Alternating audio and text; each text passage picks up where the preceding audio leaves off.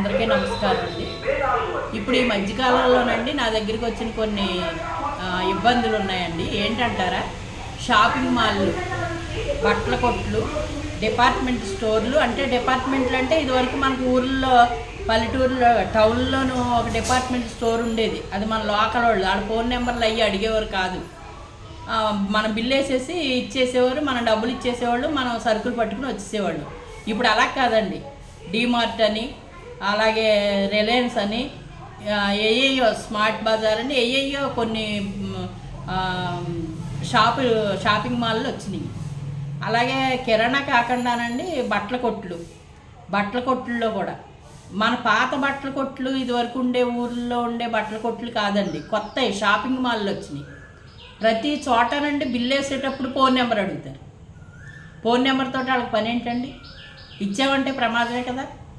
అలాగా కొంతకాలం మనకు తెలియక ఒకసారి రెండు సార్లు ఇచ్చుంటే ఇక నుంచి ఇవ్వకుండా ఉండటం మంచిదని నా ఉద్దేశం అండి.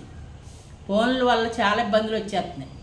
నైట్ పడుకున్న తర్వాత ఫోన్లు, పగల ఫోన్లు, ఎవరెవరో ఫోన్లు, ఏంటో రియల్ ఎస్టేట్ అని ఫోన్లు ఎక్కడికి వెళ్తున్నాయో మన నెంబర్లు తెలియదు.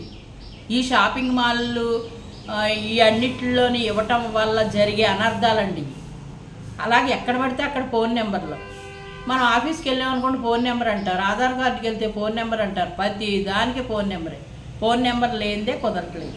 కానీ ఇచ్చినందువల్ల చాలా అనర్థాలు జరుగుతున్నాయి. ఇలా చేసారండి, అలా చేసారండి, ఎవరో చేసారండి, మంచి నిద్ర మీద ఉంటే చేసి ఏంటేంటో ఇసుకించేస్తున్నారండి అని చెప్పుకుంటున్నారు. నిజమేనండి. ఎందుకంటే మనం వెళ్ళిన చోట ఎంతో అవసరం అయితేనే తప్ప ఫోన్ నెంబర్ అనేది ఇవ్వకూడదు. అందులో ఆడవాళ్ళది అసలే ఇవ్వకూడదు.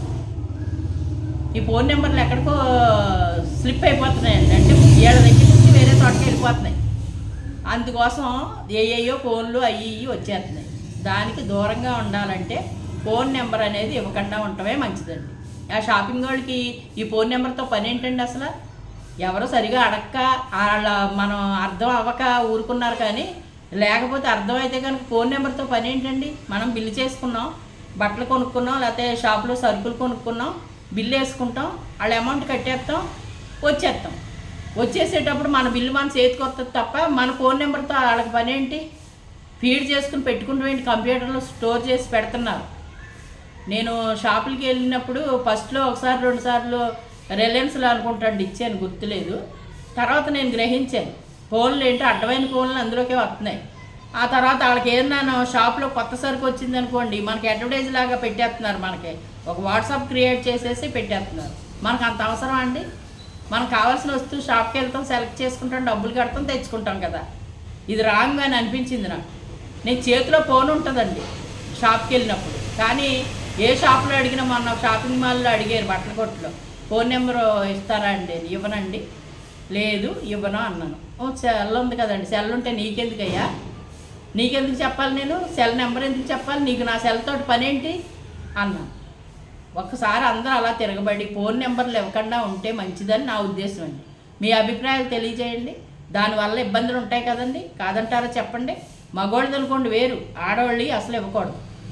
మన ఇంట్లో పిల్లలు ఉంటాయి, ఏదో ఒక నెంబర్ ఉంటుంది, గబుక్కుని ఇచ్చేస్తాం, ఆడపిల్లల నెంబర్లు అయినా సరే. అందుకని అసలు నెంబర్ అనేది బయట ఇవ్వకూడదు.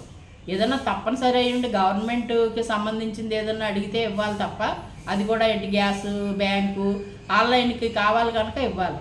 అంతేగాని ఇటువంటి షాపింగ్ మాల్లు, డిపార్ట్మెంట్ స్టోర్లకి, డీమార్ట్లకి, రిలయన్స్లకి వీటికి ఇవ్వకూడదండి. నా ఉద్దేశం కరెక్టేనంటారా? నేను ఏమన్నా రాంగ్గా మాట్లాడానంటారా? మీ అభిప్రాయాలు తెలియచేయండి ఒకసారి.